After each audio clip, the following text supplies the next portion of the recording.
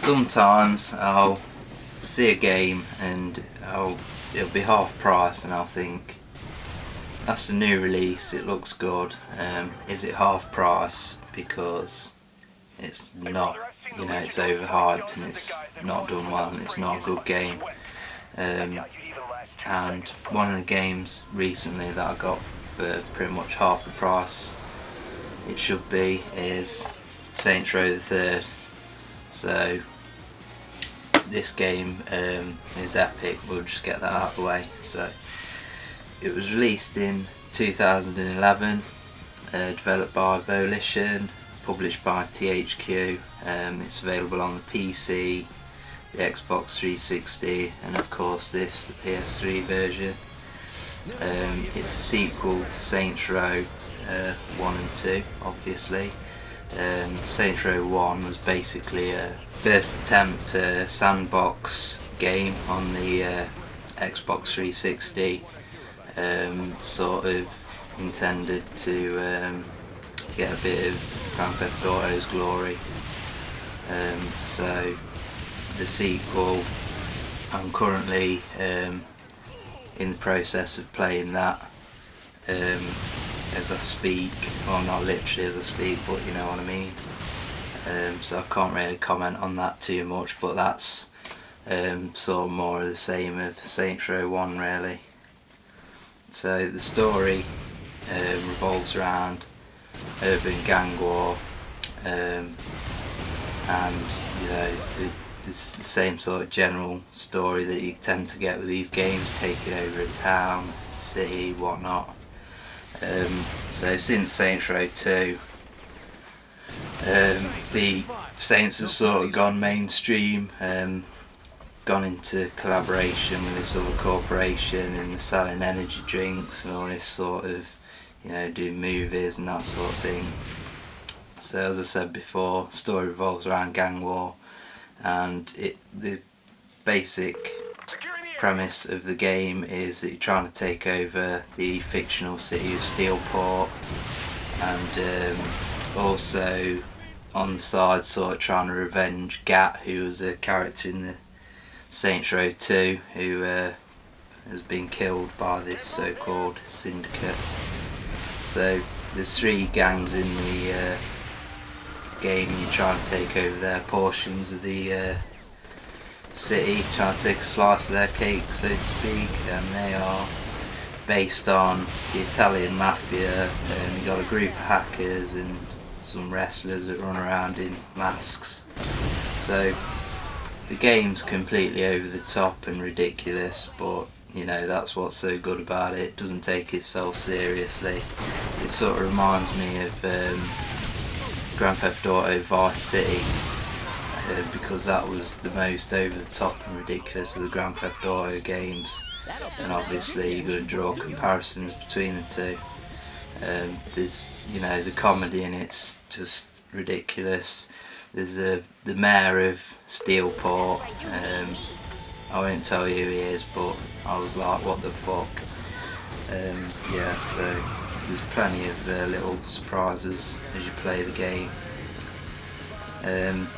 You can upgrade your character, add new abilities. I actually completed the game, and my character is now pretty much, well, he is invincible and unlimited weapon ammo and all that sort of thing. You can also upgrade your car, change of paint, performance mods, all that sort of stuff.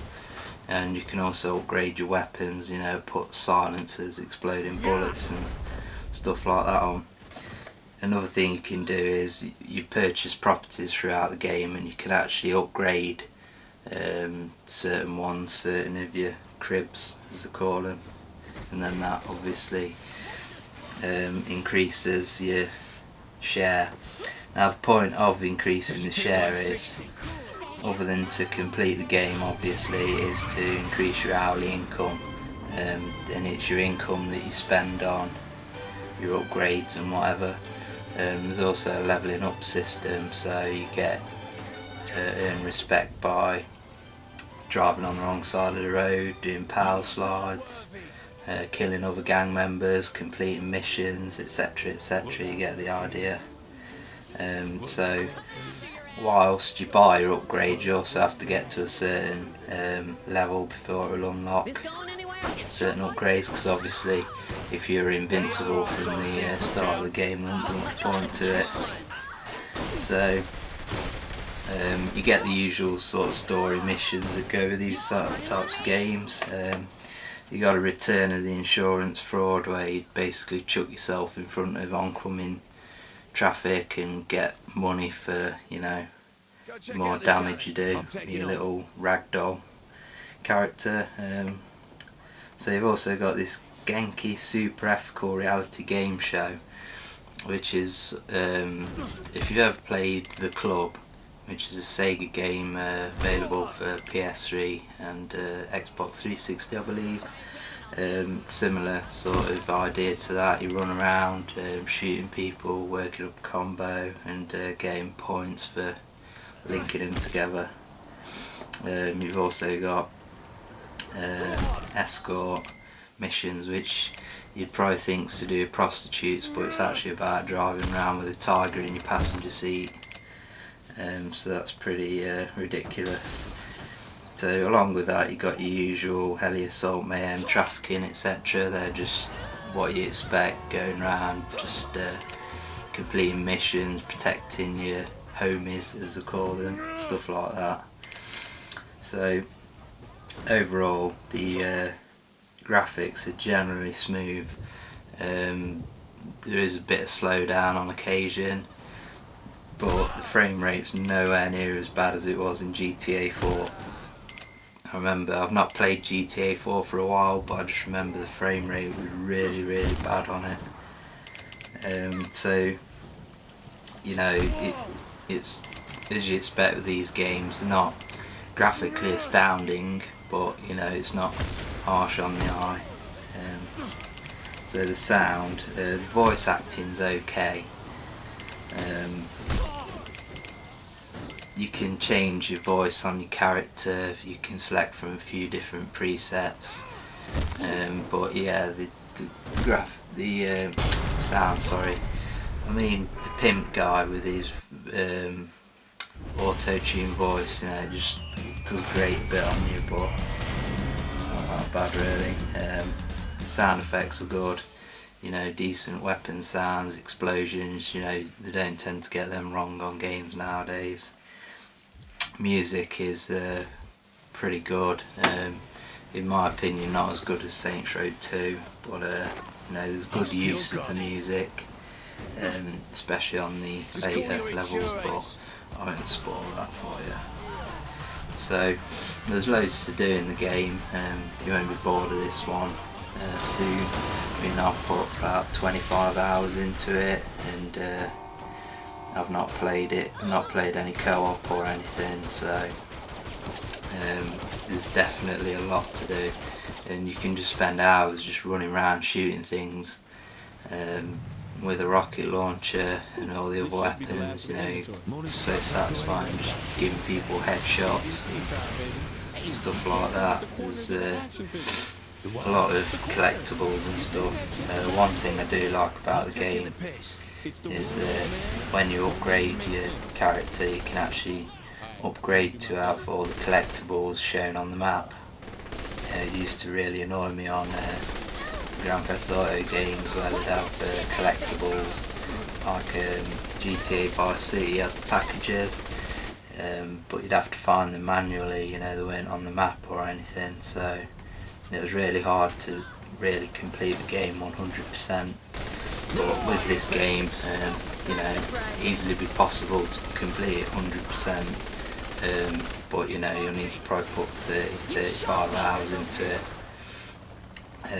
And just to add to the value for money, at the minute, the online pass, I've used it. I've not played much online. I don't think I've played any actually. There is a horde mode in it, which is spelled as in whore, prostitute. But I'm not big into my online games, so I'd rather play something else online, to be honest. But yeah, as a bonus, if you activate the online pass, I'm not sure when the time limits on this are, but I got Saints Row 2 for free. You know, I said earlier I'd get around to why I'm playing Saints Row 2 now. It's because it came with the online pass for free, something to do with compensating gamers for some exclusive content that never surfaced, or something like that. So they actually included that. I think it was 3 months starting from November, so probably 3 months from launch date, I imagine. So if you've got the online pass and you're gonna activate it but you haven't activated it yet, get it activated, just to make sure that you can get the Saints Row 2 if it's still available, which it should be really. So overall, this is, for me, this is a must buy if you've not played it. It's just an awesome game. For me, it's going in a better direction than the Grand Theft Auto games are. It's sort of taken all the stale, boring bits out of games like Grand Theft Auto 4. I mean, Grand Theft Auto 4, although it's technically an astounding game, there's just boring bits in it, you know, like going into an internet cafe and checking emails for online dating and just shit like that, you know. I got really frustrated and bored with that game really quick, so this is an essential purchase for me. So get out there and buy it if you've not already got it or played it, because it's an awesome game.